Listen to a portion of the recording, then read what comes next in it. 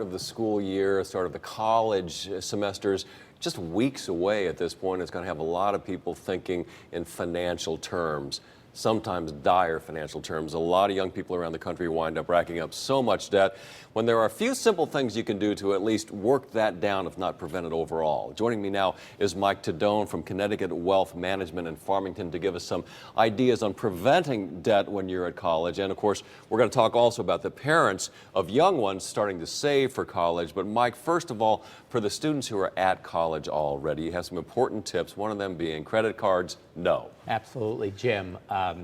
You know, college students don't generally have a regular source of income like most of us do, so to pay that debt back, it's easy to rack it up. Yeah. We all know that. To pay it back is very, very difficult. They just don't have the income stream to do it. Well, I think it's worth noting that, most people in general really have trouble handling credit cards, as you well know. Absolutely. So college students, most of all. Right. And of course, they're racking up debt through student loans as Yes. well, something that Yes. has become a major college issue. So we'll talk about saving in just a little bit so you can try to avoid getting swamped that way. But one of the things that you pointed out that I didn't even know is that you need to check your college bill in an itemized way, like it's a medical bill almost, because they may be offering you health insurance you don't need. Yes, many of the universities and colleges just add it to the bill, and the student needs to go into their account and opt out of the health insurance.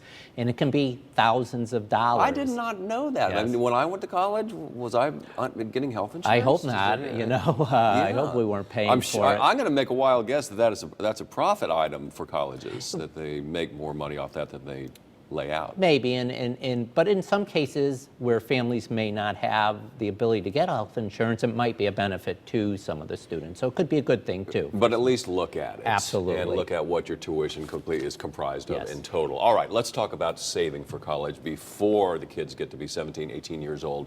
What are the important points to remember? I think most important is start early. I have some personal experience in this. I have 2 children in college right now, and I did start early. And when those bills came, it was good to have the money there. Can you define early for us? As early as possible. I mean, we have clients and their grandparents of children start right when the child is born. Right when they're born, they will open up, instead of giving the child a gift, they'll open a 529 plan, which is a great savings vehicle for college savings.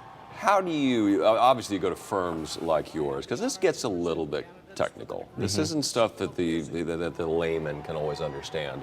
How do you find out about savings vehicles like this?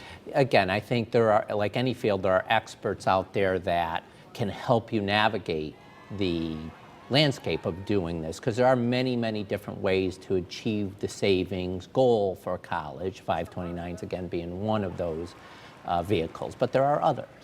You also say that there are grants available, but you got to do your research. You really got to dig. In fact, everything we're talking about here, you really got to look into it. This is work. That's correct, and there are many, many grants and scholarships out there for students, even now as we discussed, before they start school, so you have freshmen going into school, but also once they get to the college or university, especially in their particular department. So if you're a business major, check with the business department, whatever, because they're out there and they can be significant. We're going to take a look here at some of the things we're talking about here.